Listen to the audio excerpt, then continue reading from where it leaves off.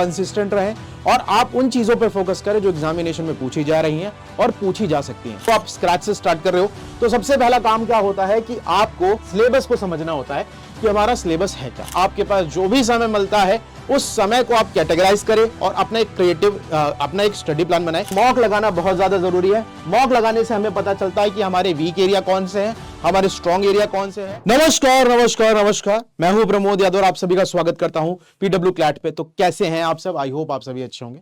ये एक बहुत ही क्या बोल सकते हैं ज्वलंत टॉपिक है या फिर बहुत डिमांडिंग टॉपिक है कि कैसे हम क्वांटिटेटिव टेक्निक में 10+ स्कोर कर पाए। तो यहां पे मैं कुछ आपको टिप्स एंड ट्रिक्स बताऊंगा और उसको अगर आप फॉलो करेंगे तो you can definitely get 10+ marks in the quantitative techniques यानी कि क्यूटी वे। तो सबसे पहली चीज तो अगर हम यहां पे बात कर लेते हैं, जब कभी भी हम बात करते हैं क्वांटिटेटिव टेक्निक की, तो कुछ मेजर चीजें होती है जिन पे आपको फोकस करना होता है। Scoring 10+ marks in the quantitative technique section in the common law. ठीक है, देखो सबसे पहली चीज तो हमारे पास क्या होनी चाहिए, हमारी जो अप्रोच होनी चाहिए वो कैसी होनी चाहिए, थोड़ी सी स्ट्रेटेजिक होनी चाहिए। अगर मैं आपसे बात करूं तो क्वांट के अंदर यानी मैथमेटिक्स के अंदर बहुत सारे टॉपिक आते हैं। हमें उस पर फोकस नहीं करना कि हमें कौन को सारे टॉपिक पढ़ने हैं, हमें उन टॉपिक्स पे फोकस करना है जिनसे क्वेश्चन पूछे जाते हैं और जिनसे क्वेश्चन बनते हैं। लेटेस्ट सिनेरियो की मैं बात करूं तो जो क्वेश्चंस आते हैं वो डेटा इंटरप्रिटेशन या फिर केसलेट के फॉर्म में आते हैं।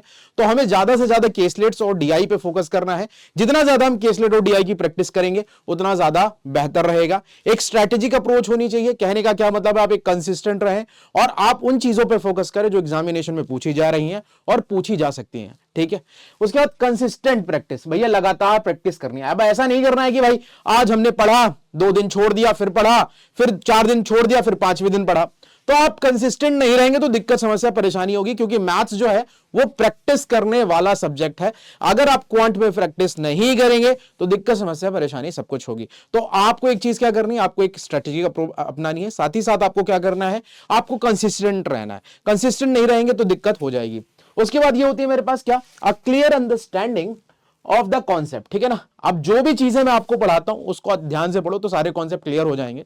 वैसे पढ़ोगे सारे कॉन्सेप्ट क्लियर हो जाएंगे, नो डाउट। मैथ्स के मारी गारंटी है। ठीक है, तो सिंपल सी चीज है। कहने का क्या मतलब है, आप कुछ भी पढ़ें तो सबसे पहली चीज है आपको उसको रट्टा न मारे। आप पहले उसके कॉन्सेप्ट को समझने की कोशिश कीजिए, फिर आगे आप बढ़िए। देखो मैं तुम्हें एक चीज बता देता हूं, मैथ्स यानी क्वांटिटेटिव टेक्निक करने का सबसे अच्छा तरीका यह है कि आप अपना बेस मजबूत करें। बेस इन द सेंस आप अपनी कैलकुलेशन पे अगर काम करेंगे तो बेहतर रहेगा। क्योंकि क्या होता है कि हमारे पास most of the times calculation ही आती है। अब मेरे को एवरेज निकालना है तो मेरे पास एडिशन आएगा, एडिशन करना आना चाहिए। फिर अगर जो नंबर उसे डिवाइड करना आना चाहिए। ठीक है ना, तो एक काम करना है, सबसे पहले तो आपको कैलकुलेशन पे काम करना है। कैलकुलेशन जैसे कि जोड़, घटाना, गुणा, भाग। ठीक है ना, आपको टेबल्स आने चाहिए, कम से कम 1 से लेकर 25 तक टेबल आने चाहिए। उसके साथ साथ आपको स्क्वायर्स आने चाहिए 1 से लेकर 30 तक, क्यूब आने चाहिए 1 से लेकर 15 तक। इतनी बेसिक चीजें आपको आनी चाहिए। अगर इतनी बेसिक चीजें नहीं आती तो दिक्कत, समस्या, परेशानी है। ठीक है, अब सबसे पहले देखो, मैंने तुम्हें एक ओवरव्यू दे दिया था। अब मैं तुम्हें ये बता देता हूं सबसे पहला स्टेप क्या होता है। अगर आप क्वांट में आप एकदम बिगिनर हो, आप स्क्रैच से स्टार्ट कर रहे हो, तो सबसे पहला काम क्या होता है कि आपको सिलेबस को समझना होता है कि हमारा सिलेबस है क्या। और अगर मैं तुमसे बात करूं तो सिलेबस बहुत ज्यादा स्पेसिफिक नहीं है। एक चीज हमें पता चल चुकी है क्या, कि हमसे पूछी क्या जाती है, एलिमेंट्री मैथमेटिक्स पूछी जाती है, डेटा इंटरप्रिटेशन, लॉजिकल रीजनिंग। अब देखो यहां पर हम तुमसे बात करें, डेटा इंटरप्रिटेशन जो है बहुत ज्यादा मेजर रोल प्ले करता है। क्योंकि आप देखिएगा जो हमारा एग्जामिनेशन होता है उसमें पैसेज बेस्ड क्वेश्चन आते हैं।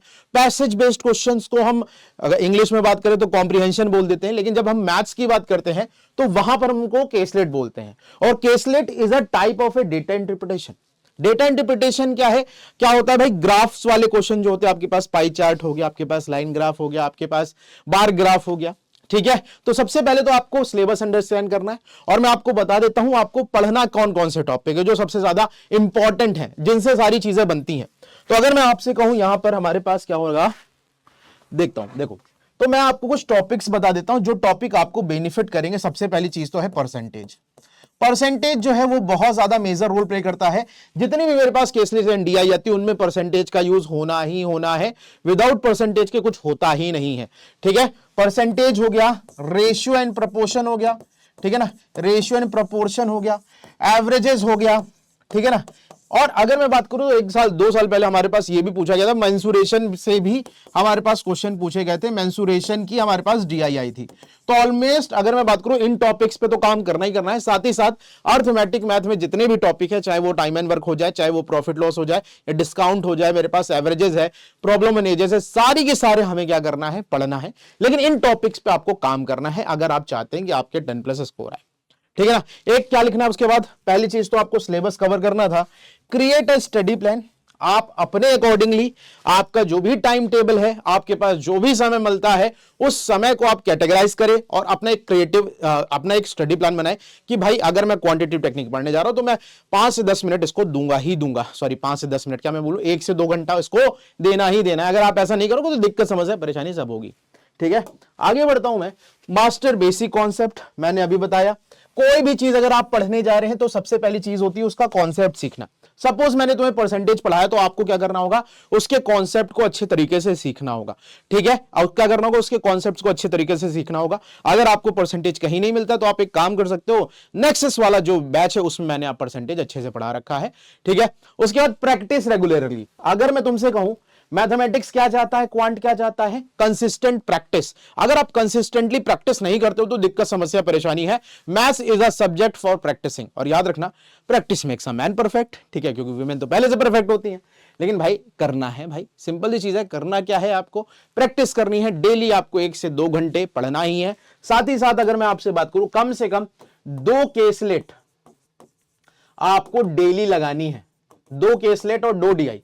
ज्यादा से ज्यादा ये कितना समय लेगा आपका, ज्यादा से ज्यादा डेली ये समय लेगा आपसे 1 to 1.5 आवर का। बस इतना काम कर लोगे ना भाई, मैं कह रहा हूं definitely you can score 10+ in the examination, ठीक है। उसके बाद लिखा है यूज स्टडी मटेरियल। हमारे पास बहुत सारे आपको यू मॉड्यूल्स मिले होंगे और बाकी आप इंटरनेट पे बहुत सारी चीजें हैं। आप क्या कर सकते हो, आप गुड क्वालिटी का कंटेंट ले सकते हो और हमारे PW की बुक है उसको भी आप यूज कर सकते हो, ठीक है। Take mock test. देखो अगर मैं आपसे कहूं, मॉक टेस्ट बहुत ज्यादा इंपॉर्टेंट रोल प्ले करते हैं।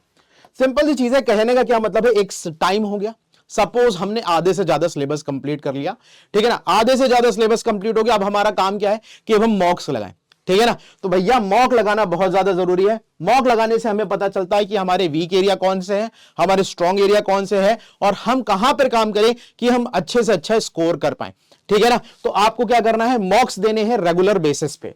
आगे बढ़ता हूं, और एक से पता चलता है मॉक देने, केवल मॉक देना नहीं है, मॉक देने के बाद उसका एनालिसिस भी करना है, क्योंकि एनालिसिस करने से हमें पता चलता है कि हम कहां पे लाई कर रहे हैं, ठीक है ना। तो एक काम करना है आपको, अब समय हो चुका है तो आप कुछ नहीं, वीक में आपको 2 मॉक, वीक में 2 मॉक्स देना है, और साथ ही साथ उसका क्या करना है, एनालिसिस भी करना है। एनालिसिस नहीं करोगे तो दिक्कत समस्या परेशानी आएगी, इतना काम तो करना पड़ेगा बाबू, ठीक है। आगे बढ़ते हैं, previous year question paper analyse, PYQ का एनालिसिस करना बहुत ज्यादा जरूरी है। सारे के सारे पीवाईक्यूज कर लो, वैसे मैं कराऊंगा भी, लेकिन आपको खुद भी कर लेने हैं, ठीक है ना।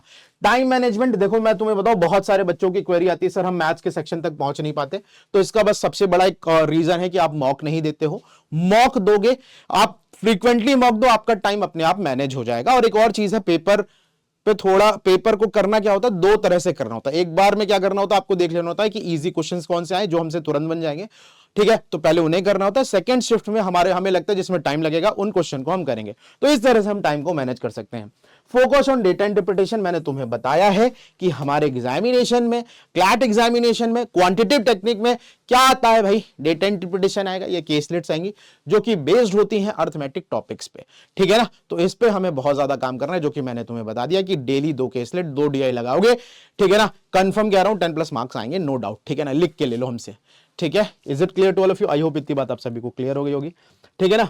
अब देखो क्या होता है कि हम कभी कभी मैथ्स नहीं पढ़े होते हैं, या फिर मैथ्स हम बहुत दिनों बाद पढ़ रहे होते हैं, तो हमारे अंदर क्या होती है भाई, ये होता है यार ये कैसे होगा, कैसे हम ये कर पाएंगे कि नहीं कर पाएंगे, क्या ये मुझसे बन पाएगा, भाई मैथ्स तो मैं पहली बार पढ़ रहा हूं।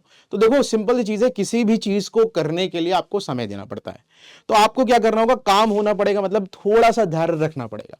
मैं अगर तुमसे कहूं कि बुर्ज खलीफा 1 दिन में बन गया था, या फिर ताजमहल 1 दिन में बन गया था, तो आप बोलोगे नहीं सर, नहीं बना था ना, शुरू किया गया था ना, टाइम लगा उसे बनने में। तो किसी भी चीज को परफेक्ट होने में समय लगता है। तो सिंपल चीज है, आप ऐसा करो कि आप टेस्ट दे रहे हो, आप पढ़ रहे हो, आपसे बन नहीं पा रहे क्वेश्चन, तो आपको परेशानी होने बाबू, आप परेशान होगे तो आपके लिए ही समस्या है, ठीक है ना।